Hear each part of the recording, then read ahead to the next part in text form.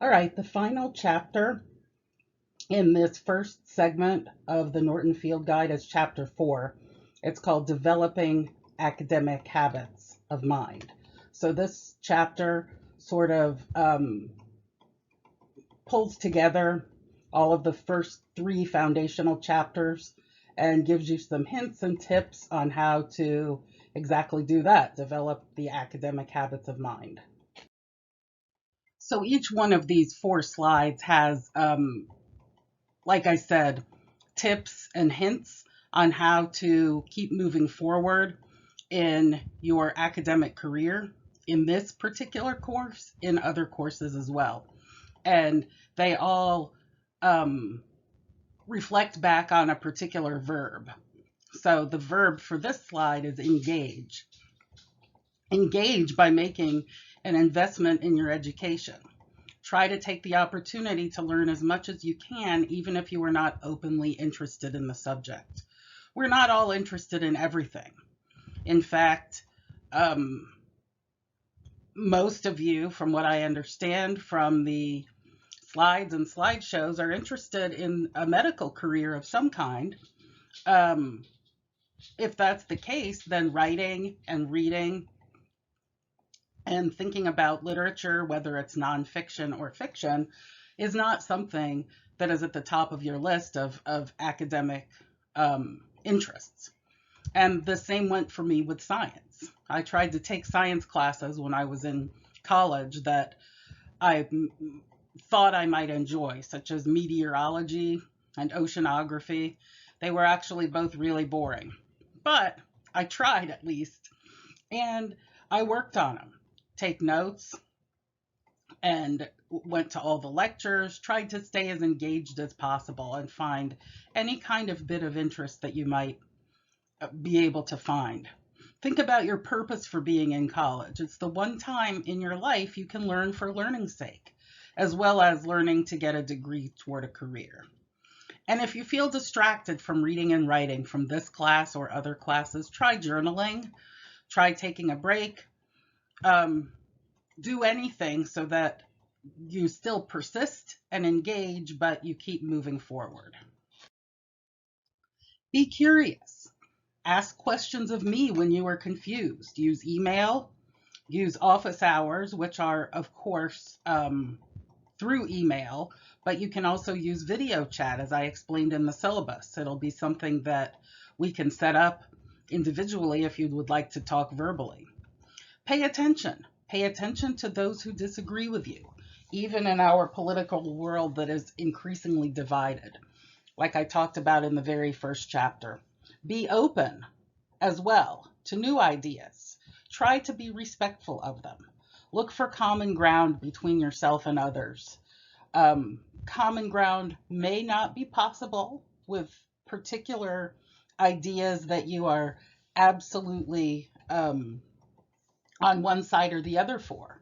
But most ideas you can at least be open about and think about what those with different perspectives might say.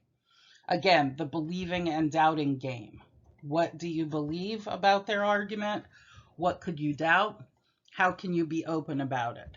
And be flexible. Be flexible with time and be flexible with your opportunities. Also be creative with the writing possibilities. So all of these things are elements of being curious about your surroundings. So engage was slide 2, be curious is slide 3. The next verb is persist. Keep going. Persistence is key in each small step toward your goals.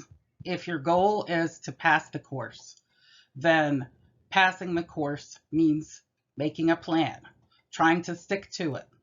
Write out a schedule in a planner. Contact me if you're falling behind. Take advantage of the Writing Center for tutoring and help on your essay. And remember, you may use any of the writing centers on any one of the campuses.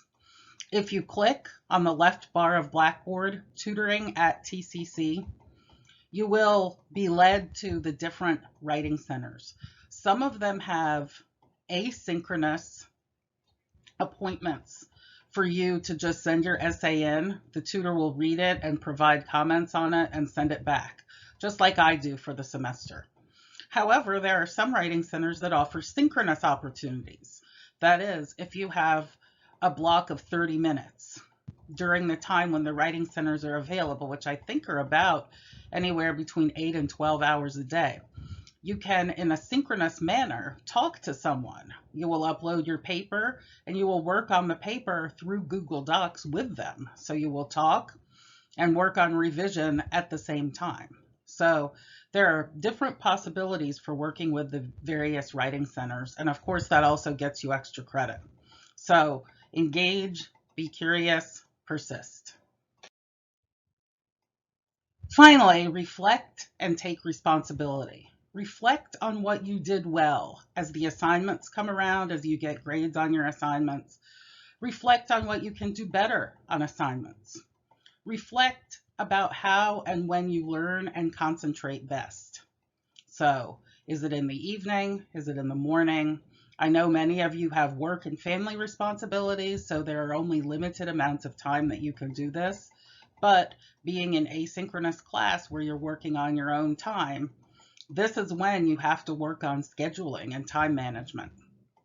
Be responsible for your own grades, for that schedule, for that time management. And finally, treat school as you do your job. Make time for it unconditionally.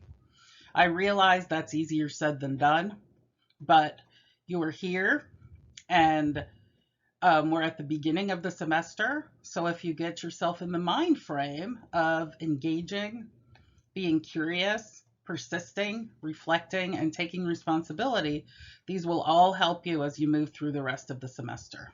All right, that's all. Bye-bye.